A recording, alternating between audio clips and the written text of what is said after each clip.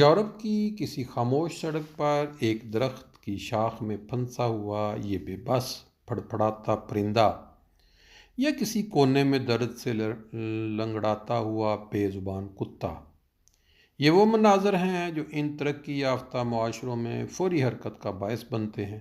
آپ نے اکثر دیکھا ہوگا کہ جرمنی کے بہادر فائر فائٹر جدید آلات اور بڑی سیڑھیوں کے ساتھ ایک چھوٹے سے پرندے کو آزاد کرانے کے لیے پوری جان فشانی سے درخت پر چڑھ رہے ہوتے ہیں۔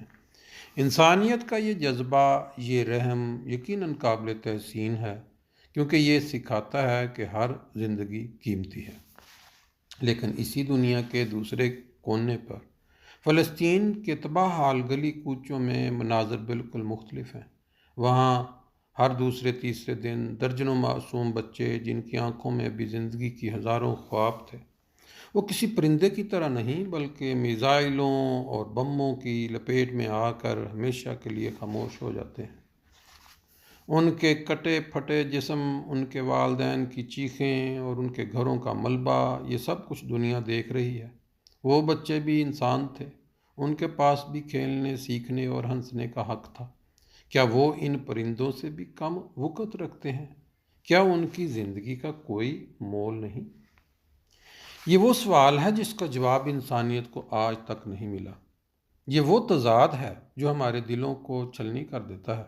جب ہم ایک پرندے کے لیے اتنے بے چین ہو سکتے ہیں تو پھر ان بچوں کے لیے ہماری خاموشی کیوں؟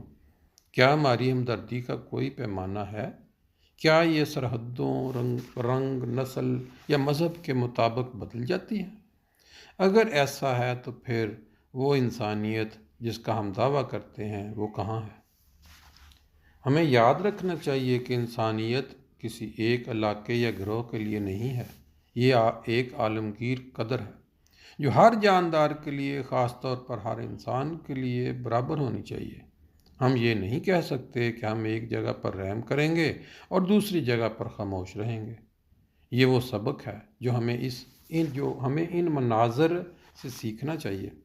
ہمیں ان بچوں کے لیے بھی آواز اٹھانی ہوگی، ان کے حقوق کے لیے لڑنا ہوگا اور ان کے لیے وہ رحم اور ہمدردی دکھانی ہوگی جو ہم کسی پرندے کے لیے دکھاتے ہیں۔ اگر ہم نے ایسا نہ کیا تو پھر ہم انسانیت کے اصل معنی سے محروم ہو جائیں گے۔